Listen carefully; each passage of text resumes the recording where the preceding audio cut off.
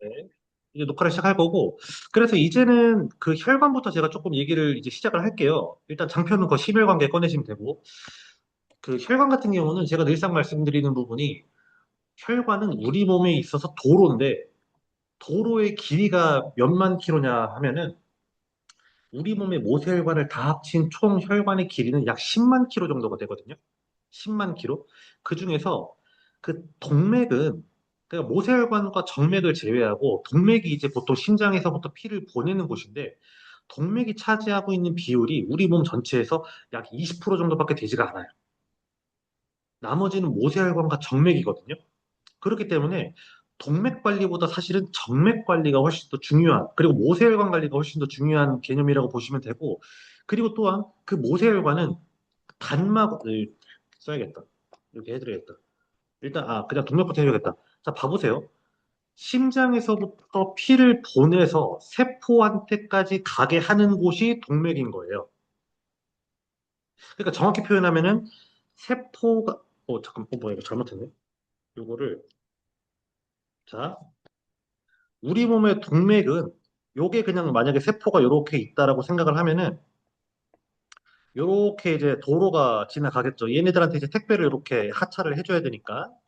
그러면 요렇게 하차를 해주는 요 관이 모세혈관이라고 하는 게 있는데 이 모세혈관까지 택배가 일단은 왜 우리가 택배 시키면은 집화점 갔다가 허브 갔다가 각각의 집으로 배달이 되듯이 요렇게 동맥이라는 애들이 요렇게 물류를 보내요. 그래서 심장에서부터 펌프질을 시작을 해서 가는 애들이 있고 반대로 택배를 보낸 다음에 회수하는 애들이 있는데 일단은 가장 기본적인 거로 혈관의 메커니즘부터 얘기를 좀 해드릴게요. 자, 우리 몸의 동맥은 일단 처음에 보면 심장에서 바로 가는 애들이 있어요. 이렇게 대동맥이라 그래요. 대동맥, 큰 동맥이라고 하고 이렇게 세 가지로다가 그러니까 이렇게 구성이 되어 있는데 요 양쪽 요게 근육층 그리고 요 안에가 이제 물질을 보내는 관이라고 보시면 되거든요. 요렇게 가장 심장에서 보내지는 여기는 여기 있는 근육들이 수축과 이완만 잘해주면 혈압이 올 일이 없어요. 혈압이 생길 일이 없는 거예요. 그렇죠? 그래서 요게 대동맥이 있고 그 다음에 조금 이제 건너가지면은 요렇게 소동맥. 그러니까는 큰 갈래에서 뻗어 나가서 뭐 손, 발, 뭐 몸통 각 부위로다가 진행이 되게 되면은 얘보다는 조금 작지만 어쨌든 좀 큰 관이 있어요. 소동맥. 그 다음에 조금 더 이제 모세혈관 가까이 가면은 세동맥이라는 게 있어요. 그래서 이렇게 사이즈들이 조금씩 달라요. 그렇죠? 그리고 여기 이제 모세혈관 이렇게. 그래서 요 대동맥, 소동맥, 세동맥은 이렇게 방금 말씀드린 근육층들과 관으로 구성되어 있어요. 그래서 수축과 이완만 잘해주면은 도로가 피가 이렇게 잘 가질 수가 있고 모세혈관이 오면 여기에서 이렇게 세포가 이렇게 있을 거 아닙니까? 우리 몸의 각 부위에. 그러면 여기는 이렇게 택배를 하차시켜주는 곳이라고 보면 돼. 우리 집집마다 택배 시키는 거 오듯이. 그래서 처음에 우리가 그 수축기 혈압과 이완기 혈압이라는 거를 처음에 알게 되지 않습니까? 뭐 지금 다들 아시겠지만 그랬을 때 얘가 순간적으로 피를 쫙 짜서 보내는 압력을 수축기 혈압이라 그러고 다 보낸 다음에 풀어질 때 혈압을 이완기 혈압이라 그러는데 처음에 그래서 원래 20, 30대 기준으로 120에 80을 잡는 거예요. 120에 80. 그렇죠? 그래서 나이가 들면 들수록 얘네들도 몇십 년 동안 계속 써줘 오잖아요. 그래서 원래는 조금씩 늘어나거나 약해지다 보니까 이 혈압 자체가 높아질 수밖에 없어요. 왜냐면은 더 세게 보내야 피가 가지니까. 그러니까 그거는 너무 당연한 개념인데 우리나라 같은 경우에는 병원에서 늘상 120에 80 이상이 올라가면 고혈압이라는 진단을 내려버리기 때문에 일단은 내 나이대가 50대 정도가 넘어갔다 그러면 한 140 정도에서 150 정도는 기본값이라고 사실 보셔도 돼요. 나쁘다거나 이상한 건 아닌데 내가 그냥 내가 노화가 되었구나 라는 개념으로다가 혈관계는 조금 생각을 하시면 되고 어쨌든 120, 80으로 가는데 중요한 거는 이렇게 오면서 혈압이 조금씩 떨어지거든요. 왜냐면은 처음에 셌던 그 압력을 가지고 몸 전체에 뿌려지는 거니까. 그래서 우리 몸의 세포에 도달했을 때에는 요 모세혈관이 딱 30 정도로다가 세팅을 맞춰요, 혈압을. 그래서 여기 세동맥에는 괄약근이 있어요. 괄약근. 우리 뭐 항문에만 있는 그런 괄약근이 아니고 그 혈압이 굉장히 높아지다 보면은 모세혈관에 오기 직전에 한 50 정도에서 40 정도까지로 높아질 수도 있잖아요, 혈압이. 그래서 모세혈관은 30 이상이 넘어가게 되면 모세혈관 터지거든요. 그래서 여기에서 한번 또 이렇게 브레이크를 걸어주는 거예요. 30의 혈압을 맞춰주기 위해서. 모세혈관. 반대로 너무 혈압이 약해. 그러면은 여기에서는 피가 30보다 혈압이 떨어지겠죠. 그러면 물질 대사가 제대로 이루어지지가 않아. 그게 일단 기본값이고요. 어쨌든 이렇게 해서 물질교를 한 다음에 다시 세정맥, 소정맥, 대정맥을 따라서 피가 다시 이렇게 거꾸로 올라오는데 중요한 건 이 동맥에서 피를 처음에 짤 때는 우리 모세혈관에 영양물질을 보내는 것까지만 생각을 하지 여기에서 다시 이렇게 우리 심장에까지 오게끔 세팅이 되어 있지는 않거든요. 그래서 여기에서부터 뭐가 필요하냐면 운동이 필요해요. 운동, 활동. 그래서 피가 조금씩 조금씩 조금씩 올라가져야 돼. 그래서 여기는 뭐가 있냐면 이렇게 관이 있으면 이렇게 선모가 있어요. 한 번 올라간 피가 안 떨어지게. 한 번 올라간 피가 안 떨어지게. 안 떨어지게. 한 번 올라간 게. 정맥은 그래서 요 선모가 있는데 왜 우리가 그 하지 정맥류 대표적으로 많이 얘기를 하잖아요. 그 정맥류가 뭐냐면 얘네가 없어지는 거예요. 영양에 의해서 영양 실조로 인해서 없어지는 경우도 있고 그 운동이라던가 뭔가가 잘 안 돼서 없어지는 경우도 있고 그 콜레스테롤이라던가 지질이 너무 많아져가지고 얘네가 이렇게 선모가 이렇게 묻혀버리는 경우도 있어요. 기름에 의해서. 그랬을 때 피들이 더 이상 올라가지지가 않고 계속 이렇게 도니까 여기가 확장되어 가는 과정이 정맥류라고 보시면 돼요. 그래서 정맥류 대표적으로 보면은 막 혈관이 막 다리 겉으로까지 막 드러나잖아요. 그게 요거예요. 쉽게 얘기하면. 쉽게 얘기했는데 제가 따로 뵐 때 이제 이해가 하나도 안 된다고 하시겠죠? 예, 얼굴이 눈에 선하네. 예. 그래서 일단 요게 이제 가장 기본적인 골자라고 보시면 되고, 그래서 혈관은 다른 거 없이 이 관 자체가 순환이 용이할 수 있게만 잘 해주면 된다라는 게 사실 가장 중요한 골자고, 아까도 말씀드렸다시피 10만 킬로의 혈관계를 갖고 있기 때문에 얘네들이 우리 몸 안에 하나에 다 들어가 있는 거잖아요. 그래서 그 중에서 한 7, 80%가 다 모세혈관이어서 모세혈관은 나이가 들면 들수록 제대로 관리를 안 해주면 끝에서부터 조금씩 조금씩 조금씩 조금씩 막히거나 굳어져 가요. 나이 들수록 수족냉증 생기고 나이 들수록 왜 이게 감각이라든가 이런 게 무뎌지는 게 손끝 발끝부터 이게 시작이 돼서 그래요. 모세혈관들이. 그래서 왜 그 제가 가끔 가다 보면은 막 혈관 청소, 혈액 디톡스 이거 얘기하는 분들이 있으면은 그런 분들이 막 여기 막 각 부위가 뜨거워지면서 뭔가가 뻥뻥뻥 뚫리는 느낌이 난다. 찌릿찌릿하다라는 느낌이 난다라는 게 그 막힌 도로를 뚫어주는 역할을 해주는 게 그런 청소의 역할이기 때문에 또 그렇습니다. 그래서 이제 이런 혈관 같은 경우에는 사실 이렇고 사실은 모세혈관에서 저희가 부족 얘기할 때 제가 늘상 나트륨, 알부민, 물, 요 배합 비율을 가지고 제가 그 삼투압을 가지고 물질 교환이 일어난다라고 표현을 드렸잖아요. 그게 사실은 여기에 있는 혈관계에서 진행이 되는 건데 조금 요거는 어려운데 쉽게만 좀 얘기를 드리면 이렇게 여기는 동맥이고 여기는 정맥이에요. 그러면 이렇게 세포가 있으면 제가 아까 여기 처음에 동맥에서 여기 들어올 때 30으로다가 압력을 맞춘다고 했잖아요. 30으로다가 이해되시죠? 그러면은 이렇게 들어오면 림프절이라는 게 있어요. 우리 몸의 면역의 활동을 해주는 혈관. 거기에 7이 가요. 7. 그리고 우리가 나트륨과 알부민과 물을 통해서 압력을 맞추는 게 15의 압력을 맞춰요. 그러면 20, 여기에서 22만큼이 차이가 나겠죠. 그러면 종합적으로 7만큼이 압력이 생겨요. 눈빛들이, 예, 넘어갈게요. 뭐, 어쨌든 그래요. 그래서 이제, 어쨌든, 나트륨하고 단백질하고 물 잘 드시면 될 것 같아요. 그래서, 이렇게 보시면 될 것 같고, 예, 뭐, 어쨌든 그렇고요. 그 다음에 이제, 그 혈액 내용물을 그래서 이제 조금 보시게 되면은, 혈관은 요게 다예요. 그래서 관이 잘 움직일 수 있도록 조금 해주시면 되고, 좀 이따가 이제 제가 그 고혈압하고 당뇨 고지혈증 중에서 고혈압하고 고지혈증 얘기를 드릴 거니까, 그때 조금 더 얘기를 드릴게요. 어쨌든 그러면 되고, 혈액 내용물 같은 경우는 그래서 보면은 쉽게 얘기해서 적혈구가 있고요. 백혈구가 있고, 혈소판이 있어요. 요렇게.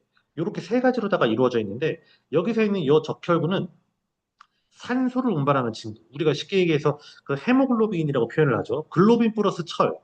그게 헤모글로빈이거든요. 그래서 이렇게 이렇게 분자 구조가 되어 있어가지고 요 네 다리가 산소 분자를 하나씩을 잡고 운반을 하는 거예요. 그러니까는 3억 개가 존재를 하거든요. 어쨌든 그래서 근데 요런 친구들이 제가 예전에 당뇨할 때 말씀을 드렸지만은 너무 혈액 내에 고당이 존재하게 되면은 산소를 운반하지 않고 당을 운반하게 됐었을 때 당화혈색소라고 표현하는 게 요거예요. 헤모글로빈. 그래서 어쨌든 적혈구는 산소를 운반해줘가지고 아까 전에 이제 그 혈관계에서 삼투압 조절할 때 세포 내에 산소와 이산화탄소 이렇게 노폐물들을 물질 교환시켜주는 친구가 요 친구다라고 쉽게 보면 될 것 같고요. 요거 같은 경우에는 그 쉽게 얘기하면은 그 조혈모세포라는 게 있어요. 골수에 조혈모세포. 그래서 피 만드는 세포가 있는데 요것도 이제 뇌에서 피를 좀 만들어라 라고 이제 신장에다가 명령을 내리면 조혈모 세포를 자극하는 조혈 호르몬이라는 게 나오거든요. 호르몬.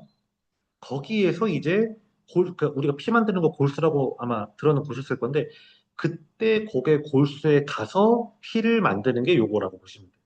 일단 그런 개념이다라고 보시면 되고 그 다음에 백혈구 같은 경우는 쉽게 얘기해서 이제 피 속에서 우리 몸에서 면역의 활동을 조금 도와주는 친구들인데 그 호중구, 호산구, 호염구 아마 이런 얘기는 좀 들어보셨을 거예요.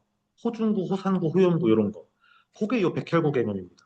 그리고 대식세포 이런 거 얘기 들어봤던 거. 저희가 이번에 그 드시고 계신 분도 있는데 에키네시아가 하는 역할이 바로 그 호중구, 호염구, 호산구의 역할이라고 보시면 돼요. 그리고 플러스 NK 세포 활성화 해주는 거. 그러니까는 1차 면역이 아니고 2차 면역을 핸들링을 한다라는 게 그런 개념이다라고 일단은 쉽게 이해를 하시면 될 것 같다라고 보면 되고요. 어쨌든 그런 개념으로다가 백혈구에서는 만들어지고 이것도 마찬가지로 조혈모 세포가 이제 만들어내는 그러니까 골수에서 만들어지는 거라고 보시면 돼요. 그래서 그 골수 자체에 암이 들어오는 게 혈액암. 혈액암이 그래서 뭐 피에 암이 생기는 게 아니고요. 피를 만드는 그 골수에 암이 세포가 생기는 게 혈액암이라고 보시면 돼요. 일단 그래서 그렇게 보시면 되고 혈소판은 말 그대로 그 피 자체가 그러니까 적혈구, 백혈구를 제외하고 그 혈장이라고 들어보셨죠? 그냥 그 피 나머지 대사 물질들이 떠돌아다니는 그 친구가 혈장인데 그 물이 90%고요. 뭐 단백질 7% 있고 뭐 당, 지방, 무기질, 비타민 등등 그 혈액 내에 떠돌아다니는 각종 영양 물질들이 있잖아요. 그거를 통틀어 가지고 혈장이라고 보시면 돼요. 그래서 제가 방금 말씀드렸지만은 여기에 90%가 물이거든요. 그러니까는 제가 늘상 그 수분 섭취량을 강조드리는 이유도 이 물이 우리 몸에서 28일 있다가 나가는데 28일 동안에 내가 얼마나 물을 자주 먹어주고 채워주는지에 따라서 깨끗한 물이 끊임없이 순환이 되느냐 아니면은 계속 그냥 고여있던 물이 28일 동안 있다가 소변으로다가 조금씩 조금씩 나가느냐에 따라서 물이라는 것도 전해질과 미네랄이 있었을 때 살아있는 물이지 계속 쓰다 보면은 물도 고여있으면 썩거든요. 아마 알고 계시겠지만 그래서 제가 물 섭취량을 끊임없이 얘기를 드리는 게 그런 개념이고 너무 메마른 신체 같은 경우에는 물 처음에 먹으면 물을 흡수를 못하고 그대로 다 소변으로 나오는데 꾸준히 일관성 있게 넣어주다 보면은 어느샌가 보면은 물을 충분히 많이 먹었음에도 불구하고 소변을 잘 안 놓게 돼요. 내 몸에서 그만큼 이제 물을 흡수를 잘 하게 되니까. 그게 한 2, 3개월이 걸려요. 그래서 요즘에 보시면은 물 뭐 하루에 뭐 300, 500 먹으면 많이 먹는다고 생각하시는 분들도 계시더라고요. 아주 맞지 않는 얘기. 그래서 우리 몸에서는 원래 하루에 한 2리터 정도 이상의 물은 들어와서 순환을 시켜줬었을 때가 기본적으로 노폐물과 염증 물질 제거에도 아주 탁월하다라고 조금 생각을 해주시면은 물만 먹어도 그래서 살 빠지고 피부 좋아지다는 얘기가 그런 얘기입니다. 그리고 방금 전에 말씀드린 것처럼 단백질이 7%가 들어가 있는데 이 단백질이 아까 제가 말씀드린 알부민과 또 그 단백질인데 면역 물질로 쓰이는 글로불린이라는 게 있어요. 이 친구들이 다 혈액 내에서 이 7%의 비율을 차지하고 있는 거예요. 그렇게 조금 생각을 하신다면은, 아, 내가 양질의 단백질을 먹어서 세포 자체의 생장에도 서포트가 중요하지만은 혈액 내에 그 친구들이 떠돌아다닐 만큼 여유분이 있게 하는 것도 너무 중요하구나. 라는 걸 아마 이해를 하실 수가 있을 거예요. 그래서 그 친구들이 전부 다 혈장에 들어가 있고, 그리고 우리가 늘상 먹는 종합, 뭐 더블엑스라든가 뭐 다른 친구들이 있는데, 그런 조효소 친구들이 이 혈장에서 굉장히 작은 파일을 차지하고 있지만, 이런 대량 영양소들이 일을 할 때 서포트를 해주는 역할을 한다라는 게 혈장의 역할이라고 보시면 되는데, 이것도 좀 내용이 어려웠나 봐요. 이게 덮어. 예, 이거 넘어가고, 그냥 고혈압하고 고지혈증 얘기해 드릴게요. 그래서 일단은 이런 개념이 가장 기본적인 그 혈관과 혈액의 가장 기본적인 내용이라고 보시면 되고, 이제 고혈압하고 고지혈증 조금 얘기를 드릴 건데, 자, 일단 고지혈증부터 얘기를 드릴게요. 고지혈증은 뭐냐면 말 그대로 이제 이렇게 관 사이에 기름 찌꺼기가 이렇게 많이 껴있다는 얘기거든요. 고지혈증, 그러니까 혈액 자체, 혈관 자체에 높은 수준의 기름이 껴있다. 라는 게 고지혈증인데, 이게 왜 그러냐면은, 이거는 HDL과 LDL의 개념을 조금 이해를 하셔야 되는데, 저밀도 콜레스테롤, 고밀도 콜레스테롤, 요거를 들어보셨을 거예요. 뭐 병원에서 피 검사 맨날 하니까. 근데 얘네가 둘 다 우리 몸에서 굉장히 중요한 역할을 하거든요. 정확히 무슨 역할을 하냐면 HDL은 상온에서 고체예요. 버터, 마가린 이런 친구들처럼. 그래서 우리 몸에서 세포 요게 혈관이면 요로 반대, 반대. 예? HDL이 고밀도. 예. 맞아 맞아. 아, 오케이. 저밀도 고밀도예요. 야, 진화리더니 엄청난 일을 해내셨군요. 어쨌든 그래요. 야, 열심히 공부하셨네. 자, 세포가 이렇게 있어요. 그러면 제가 늘상 말씀드린 것처럼 아까 전에 그 모세혈관에서 세포의 염량 물질도 이렇게 대사를 일으켜 준다라고 표현을 했는데 명령 체계도 이렇게 전달을 해주거든요. 명령도. 그러니까는 뭐 예를 들어서 팔, 너 움직여, 손 움직여 이런 것들도 전부 다 이렇게 명령으로 통해서 전달을 하는데 이 명령을 요 LDL 안에다가 명령을 이렇게 숨겨서 와요. 왜냐면은 상온에서 고체고 기름이다 보니까 다른 것과 섞이지 않고 내가 원하는 표적 부위에 걔가 가서 명령을 팡 전달할 수가 있기 때문에 따라오고 계시죠? 어쨌든 그런 개념인데 자 그게 장점인데 단점은 뭐냐면 상온에서 고체인데 얘가 기름이거든요. 그래서 가는 길목마다 이렇게 흔적을 남겨요. 기름 찌꺼기를 이렇게 항시 남기거든요. 그렇기 때문에 요 찌꺼기들을 잘 청소를 해주는 애들이 필요한데 그게 요거예요. HDL. 상온에서 액체인 애들. 얘네들은 떠돌아다니면서 그 왜 아까 전에 제가 뭐 택배 상하차 말씀드렸는데 택배를 주고 나면은 그 택배 상자가 남잖아요. 그러면 그 택배 상자를 그 쓰레기 분리수거 하시는 분들이 이게 가지고 가시잖아요. 그게 HDL의 역할이라고 하시면 되는데 자, 얘가 4 정도까지 비율이 있을 때 얘는 1 정도만 있어도 이 밸런스가 맞아요. 근데 요즘에 우리가 섭취하거나 먹거나 하는 게 비율이 이게 뭐 100대 1, 뭐 200대 1 이렇게까지 올라가다 보니까 쓰레기 분리수거차가 쓰레기의 양을 감당할 수가 없는 거예요.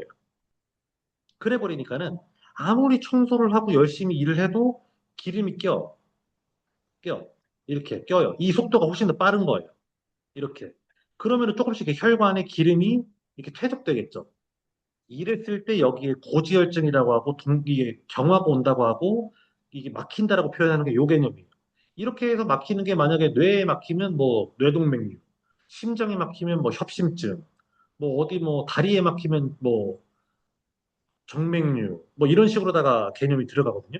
그러니까는 이게 가장 기본적인 고지혈증의 메커니즘이라고 보시면 되고 그래서 고지혈증 수치를 우리가 200 정도를 상계를 해서 병원에서 높네요, 낮네요를 상계를 하는데 왜 그러냐면은 보통 평균적으로 일상생활을 영위하시는 분들이 한 100, 한 40에서 150 정도가 나와요. 당연히 밸런스는 4대 1이어야 되는 거고요. 밸런스 일단 무너지면은 이 수치여도 나쁜 거예요. 근데 운동량이 많거나 활동량이 진짜 많으신 분들은 200이 넘어가는데 HDL과 LDL의 비율이 4대 1 이상의, 그러니까 HDL의 비율이 훨씬 더 높은 분들이 있어요. 그런 분들은 활동량이 많은데 충분히 청소가 되고 있기 때문에 사실은 크게 무리가 안 돼요. 반대로 비율은 맞는데 움직임이 전혀 없는 사람인데 200이 넘어? 그래도 그 사람은 조금 케어를 해줘야 될 사람. 그러니까는 조금 내가 고지혈증이라고 해서 어떻게 케어를 해야 될까를 바라봤었을 때 조금 바라보는 관점이 다양해요. 다양해. 이 고지혈증이라는 것도. 그래서 제가 늘상 보면은 그 종합검진 한 거 저한테 좀 보여주면 좋겠다라고 말씀드리는 이유가 그런 그 사람들의 각자마다의 상황이라던가 여건에 따라서 똑같은 수치여도 조금 바라봐야 될 부분이 다르기 때문에 제가 그렇게 말씀을 드리는 거고, 그래서 내가 만약에 종합검진을 받은 게 있다면, 일단은 요 전체 그 콜레스테롤 수치가 어느 정도인지를 바라다 보고, 그 다음에 HDL과 LDL의 비율을 본 다음에 내가 활동량이 얼마나 많지 적지를 좀 생각을 해보면, 여기 계신 분들은 대부분의 분들이 사실 이게 이 고지혈증과 관련돼서는 크게 문제가 될 분들은 없어요. 병원은 그냥 높으면 약 먹어 이렇게만 얘기하니까는 내가 안 좋다라고 생각을 하고 계시는 걸 수도 있어. 그게 이제 질병의학과 예방의학의 조금 핸들링하는 차이점인 거죠. 그래서 그런 개념으로 보시면 되고 그렇기 때문에 제가 여기 계신 분들은 검진표를 보면은 제가 다 아마 이거는 설명을 드렸을 거예요. 이게 고지혈증의 가장 기본적인 메커니즘이에요. 그리고 이것도 얘기 드려야겠다. LDL 있잖아요. 그래서 사람들이 나 그럼 이제 LDL 된 거 음식 조절해가지고 안 먹어야겠다라고 얘기를 하시는데 이거 제가 아까 말씀드린 것처럼 세포에다가 명령을 전달하는 친구이기 때문에 먹는 걸로다가 충족이 되는 게 아니고 안에서 만들어요. 얘는 LDL을. 명령 체계를 전달해야 되니까. 그래서 내가 막 뭐 유럽식 까르보나라던가 뭐 엄청나게 막 느끼한 거 많이 먹잖아요. 그래봤자 걔네가 30% 정도밖에 비율을 차지하지 않고 최소 70에서 80% 이상을 어차피 간에서 만듭니다. 얘네가.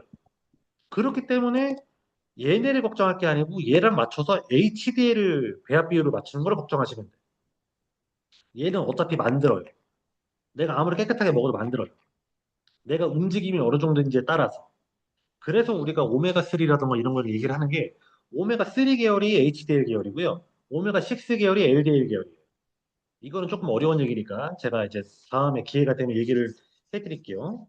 요게 그래서 요게 이제 고지혈증의 가장 기본적인 메커니즘이고 지금 아마 다들 건강검진을 받으신 그 기록이 있을 거기 때문에 실제로 봐보시면은 내가 생각보다 그렇게 나쁜 게 아닌데라는 거를 아마 스스로가 아실 수가 있을 거예요. 걔가 나쁘지 않은데 이 칠판이 나빠졌네. 잠깐 있어봐요. 이거 왜 이렇게 하얘졌네. 이거. 잠깐만요.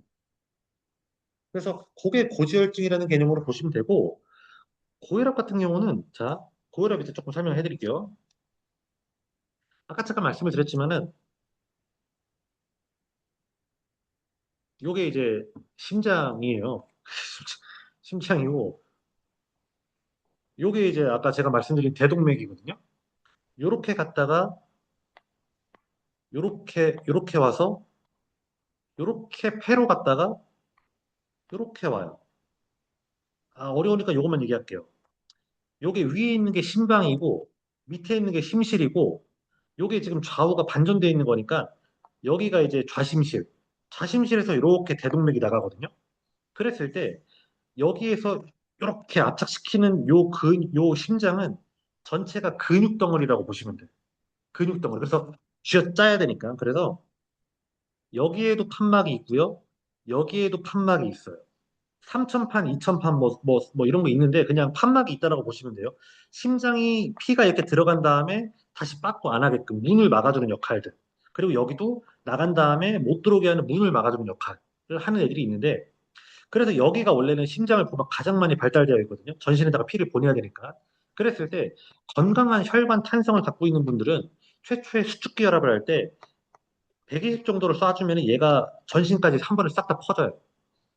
싹 다 퍼져요. 기본적인 이 심장의 힘도 그렇고 이 혈관의 탄성도 그렇고 왜냐면 바짝 조이니까 쫙 조이니까. 근데 이거를 그 심장 같은 경우는 원래는 180년을 살 수 있게 설계가 되어 있는데 쓰다 보면은 뭐 잘 못 먹을 때도 있고 스트레스 받을 때도 있고 뭐 기름이 낄 때도 있고 뭐 근육이 약해질 때도 있고 뭐 여러 가지 케이스가 생기지 않겠습니까? 그러다 보면은 얘네가 아까 전에 말씀드린 요 혈관이 조금 이게 느슨해져요. 근육도 계속 이렇게 일을 하다 보면은 점점 힘들잖아요. 이거를 이제 내장근이라고 표현을 하는데 쉬지 않고 평생 동안 계속 일하게 하는 게 내장근이라고 하거든요. 이거를 쉽게 얘기하면 수익은 불수익은 뭐 이런 개념이에요. 어쨌든 그렇게 가는데 그렇게 해서 얘가 널널해지다 보면은 심장이 더 세게 이렇게 더 세게 쥐어짜야 전신으로 퍼지게끔 하게끔 변해요.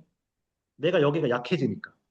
그랬을 때 요게 130, 140 이런 식으로 올라가는 이유가 그것 때문에 그러거든요. 그러면 제가 아까 말씀드린 것처럼 내가 나이가 뭐 50대가 넘어갔어요. 뭐 이제 자녀도 충분히 다 출산해서 키웠고 뭐 완경도 이제 올라고 하고 있고 그러다 보면 내가 여태까지 고생하고 살아온 삶이라는 게 있잖아요. 그러면 얘네들도 나만큼이나 나이를 먹은 게 너무나도 당연한 거잖아요. 그러면 이렇게 되는 건 사실 자연스러운 과정인 거예요. 자연스러운 과정. 근데 병원에서는 120에 80이 안 맞으면은 이거 고혈압이라고 해요. 아이고 이거 고혈압이니까는 이거 피를 강제로 뭐 어떻게 해야 돼요 이렇게 얘기를 하는데 물론 문제가 있는 분들도 있어요 검사를 해보면 근데 대부분의 경우에는 이런 개념 때문에 얘네가 조금씩 높아지는 경우가 있고 자 그리고 또 어떤 개념이 있냐면 아까 제가 말씀드린 것처럼 그 피가 뭐 당뇨가 있다던가 뭐 고지혈증이 있다던가 아니면은 너무나도 긴장된 삶을 살다 보면은 아예 혈관 자체가 이렇게 경직돼서 수축해 있는 분들이 있어요. 이런 분들은 이게 탄성 있게 이게 짜지지가 않고 그냥 계속해서 이러고 있는 거예요. 이렇게 짜는 거예요. 이렇게 짜야 되는데. 이러면은 이런 분들은 고혈압이 온 거니까는 케어를 조금 해야 되겠죠. 그래서 이럴 때도 사실은 칼슘, 마그네슘 굉장히 많이 들어갑니다. 긴장되어 있는 사람들, 고혈압 있는 사람들, 요거를 이완시켜줘야 되기 때문에. 그리고 단백질과 비타민 C가 원래 많이 들어가요. 이 심장 자체의 근육에 힘을 주기 위해서. 그렇죠. 그래서 내가 건강검진표를 본 다음에 내가 단순히 고혈압이야 이렇게 바라볼 게 아니고 내가 일단 혈압이 조금 이렇게 높게 나왔는데 내가 지금 피 검사를 이렇게 해보니 수치가 어떻게 조금 나오더라 이거를 조금 본 다음에 아 그러면 나 같은 경우에는 이게 그냥 나이가 들어서 혈압이 높은 게 아니고 아 지금 요런 수치들을 보니까 내 피가 지금 좀 끈적끈적 하겠네 그래서 내가 높은 거네 라고 하면은 고혈압 약을 먹을 게 아니고 그 끈적끈적해진 그 원인을 제거하는 게 사실은 근본적인 케어 방식이라고 생각을 하시면 돼요. 근데 이제 대부분의 경우에 고혈압이라 그러면 병원에서 뭐 주냐면은 그 혈전제 좀 있거든요. 혈전제가 뭐냐면 혈액을 묽게 하는 애들이에요. 그러니까는 예를 들어서 혈액 내용물이 100이라는 애가 있으면 찌꺼기 오염물질이 만약에 30이 있어요. 그러면 그 우리 몸의 양질인 뭐 오메가3라든가 이런 뭐 징코임이라든가 레시틴 이런 걸 먹으면 이 30을 20으로 만들고 10으로 만들고 이렇게 줄여나가거든요. 근데 혈전제는 뭐냐면 이 30이 여기 근처에 끼어 있는 것 같으니 이 30을 그냥 풀어 헤치는 거예요.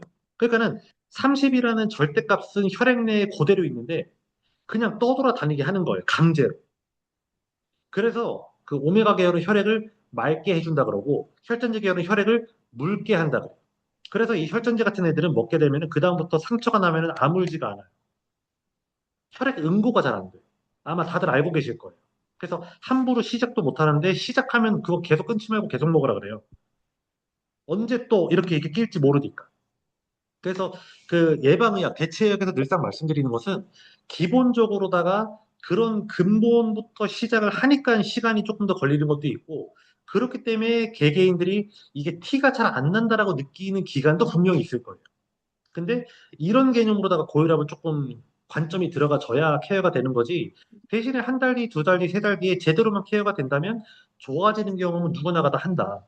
라는 거를 저는 조금 이제 이해를 시켜드리고 싶고, 그리고 요 고혈압 같은 경우는 그래서 그 보통 약 한 번 먹으면 평생 먹으라 그러는데, 일단 기본적으로 고혈압, 당뇨, 고지혈증 약 같은 경우에는 제대로 이게 서포터가 되고 따라온다라는 전제하에 한 3개월에서 6개월이면 끊어집니다. 그래서 제가 늘상 왜 그 체세 개선 하거나 뭐 할 때도 처음에는 약을 드시면서 그냥 하시라고 얘기를 드리는데 나중에 되면 제가 이제 약 안 드셔도 될 건데라고 얘기를 하는 이유가 이 사람의 신체 자생력이 그만큼 올라와졌다라는 게 딱 이제 판단이 되면 그때부터 약을 끊어야 자정작용이 시작을 해요. 자기 몸에서의 자정작용, 그러니까는 몸이 스스로가 깨끗해져가는 과정이 시작이 돼요. 근데 만약에 좋아졌는데도 약을 계속 먹고 있으면은 이거는 그 약은 그냥 평생 동안에 들어온다라고 몸에서 인지를 하면서 그걸 기본값으로 잡고 내 몸이 회복을 하기 때문에 오히려 나중에는 이 약을 안 먹으면 왜 우리가 뭐 수술해가지고 장기 빼는 것처럼, 뭐 맹장 빼고 갑상선 빼고 하는 것처럼, 오히려 그때 여파가 안 좋게 나와요. 그래서 보통은 이제 슬슬슬 조절을 해나가는 게 나을 것 같아요라고 말씀을 드릴 때 그런 개념을 조금 가져간다라고 생각을 하시면은 이제는 그게 내가 이제 자생력이 조금씩 이렇게 생겨가고 있구나라고 이해를 하시면은 이 고혈압 같은 경우도 조금 쉽게 이거 지금 되게 쉽게 얘기한 거거든요. 원래 좀 복잡한데 지금 아까 세동명 말씀 드릴 때부터 얼굴이 좀 멍하셔가지고 일단 엄청 쉽게 얘기를 했고 그래서 일단은 혈관과 혈액은